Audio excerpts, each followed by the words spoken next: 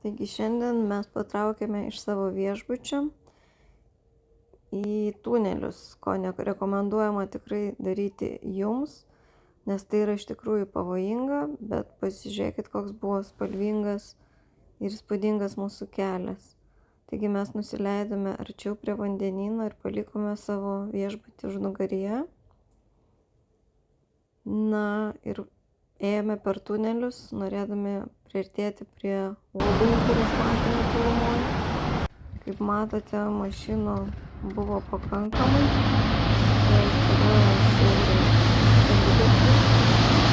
Na ir mes rizikavome, kad pamatytume tokį grožį iš aukštai.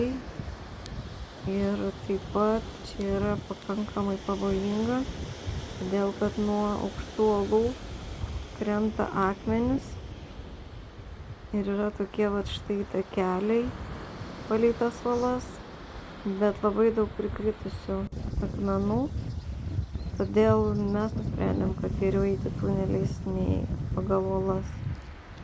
Na ir štai pamatėme visą kalnų grožybę. Kaip matote, jie yra labai aukšti. Na ir vaizdai iš tikrųjų įspūdingi. Tai tiek.